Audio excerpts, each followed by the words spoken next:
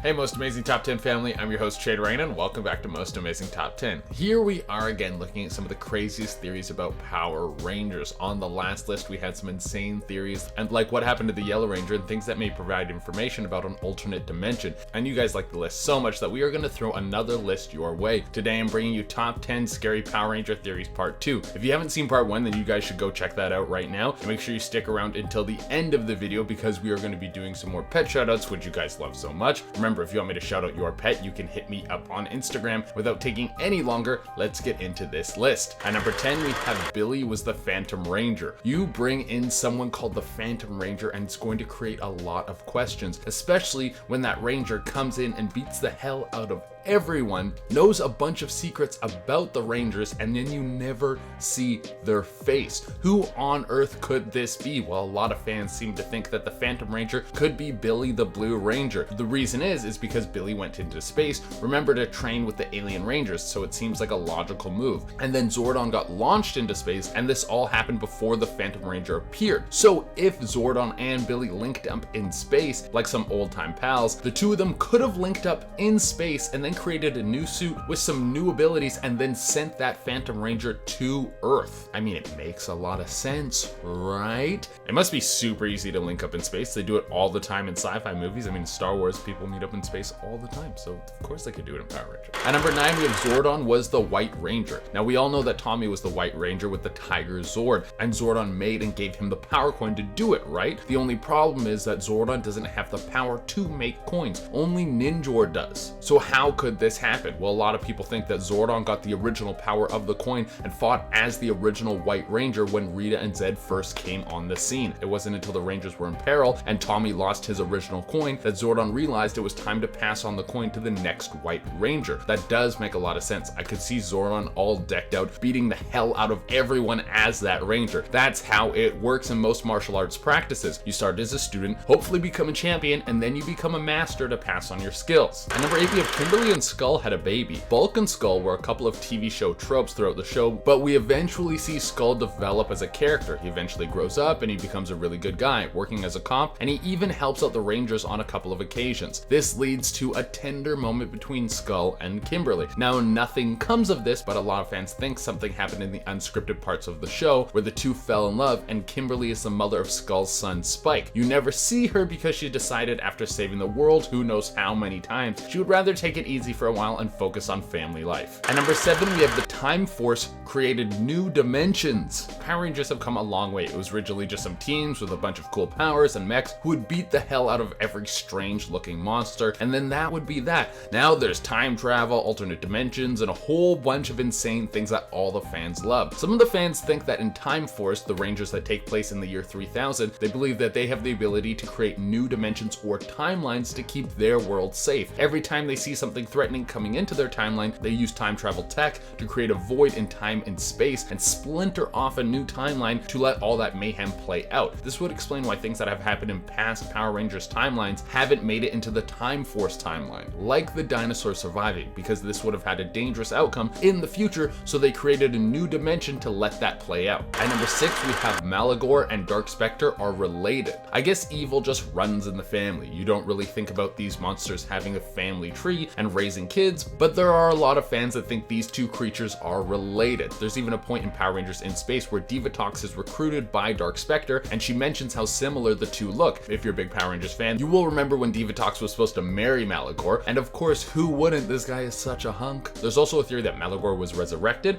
and represented himself as Dark Specter, so the Rangers wouldn't be able to instantly find him and destroy him. Because once word gets out that Maligore is resurrected, you know that word is going to spread very fast. At number 5, we have Danny died in the SDP timeline. Okay, let's say the multiple timeline thing is correct, and that the Time Force Rangers are able to create new timelines and new dimensions. Well, what if in one of the timelines, Danny D'Angelo, the Wild Ranger, has a daughter named Elizabeth D'Angelo, who everyone calls Z, and then he dies, and Z is forced to live on the streets and become a thief, but then eventually picks up the mantle of the Ranger and becomes the newest Yellow Ranger. This would explain why they both have the same last name, and why Z is living as a thief, just trying to get by because she's an orphan and her father and mother are dead. At number 4, we have Zed and Rita could be dead. So when Zordon's power tube sent out a wave of energy to rid the world of evil, geez dude, why didn't you just start with that? We could have moved move the world into peace so much faster? Well, it had a strange effect on Rita and Zed. It turned them into good people, and everyone was just cool with that. No one was like, hey, shouldn't they be in jail or something for trying to kill everyone on Earth like 100 times? Well, this might have seemed strange because the original plan was to kill them. There was a rumor floating around that Zed and Rita were supposed to die with all the other evil things in the world, but the bigwigs at Fox thought this might have been too much of a dark thing to happen in a kids show, so they decided to have them turned into good people instead. At number 3, we have Boulder and Rita 1. Now, there are mixed reviews about the Power Rangers movie. Some people loved it, and a lot of people thought it wasn't that great, but that's a matter of opinion. But something everyone can agree on is Rita's massive Goldar monster was super cool, sucking all the gold out of the world to kill the Rangers. It has to be one of the most bougie evil plots I have ever heard of, and I am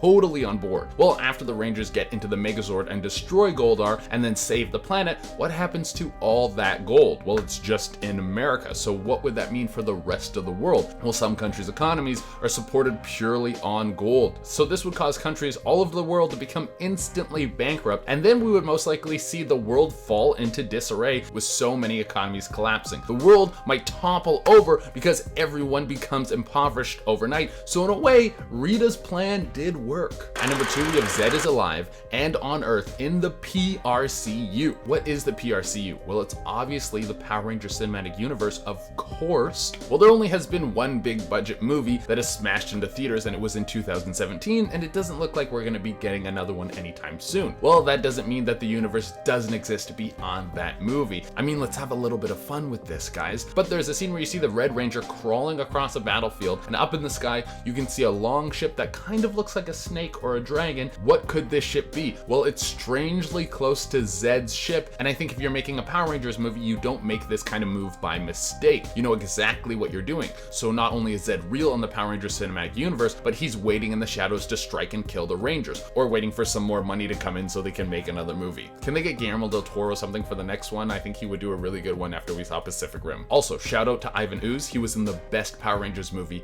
ever. And for the number 1 spot, we have Megaforce was all a simulation. I mean, I love the idea of Megaforce. It is a nostalgia overload. You can have a team of Rangers that can transform into any past Ranger. That is pretty amazing. But it does seem a little bit out there. It would make sense that this is all some sort of training simulation to get the Rangers ready for the real thing. Throw them into a ton of situations with different powers, so the first time they meet a monster in the field, it's not a life or death situation. Also, if the Rangers could try all the past powers of different Rangers, they could more properly get suited with powers that would fit their fighting style. Like, what if you got your Ranger weapon and it was a sword and you're like, I'm more of a spear guy, I don't really like this sword? This could solve that whole situation. Alright guys, that has been our list, and as promised, I'm going to be doing some more pet shoutouts. Remember, if you want me to shout out your pet, you can message me on Instagram. I pick new pets every day, so if you don't get picked one day, you can message back another day. If it takes me a little while to get back to you, I'm very sorry. I have a lot of these to do. I usually pick who messaged last, so that's a good way to get in. And without taking any longer, let's shout out some pets. To kick it off, we have Nougat, who is a sleeping dog in a Pikachu blanket. I don't think it gets more wholesome than that. That's like a baby sharing ice cream with a puppy. It just really warms your heart up. And then we have Mason, who is doing that super cute thing that puppies do when they like tilt their head side to side, and they just want to look super cute all the time with the floppy ears. It's absolutely adorable. After that, we have Sammy and Midnight, who look like a couple of quarantine buddies just loving their life. Next, we have Winston, who is so cute. Look at how scruffy that little boy is. Just waiting to grow up to be a big scruffy with even longer, shaggier hair. I love it so much. And then to close it out, we have Taz, who's trying to show you their nice sandals. Please appreciate them. They just got them. Taz has the nicest sandals in town, for sure. All right, everyone, that has been our list. Thank you all so much for tuning in. As always, I would love it if you could like, comment, subscribe, and hit the little notification bell. Until next time, I've been your host, Zed and Rita, and watch more Power Rangers? Yeah, Power Rangers is awesome. Bye. Like some old-time pals, and then the two of them created a new suit and maybe even new abilities and then sent the Phantom. But there are a lot of fans that think these two creatures are related. There's even a point in Power Rangers in Space when Diva talks. There's even a point in Power Rangers.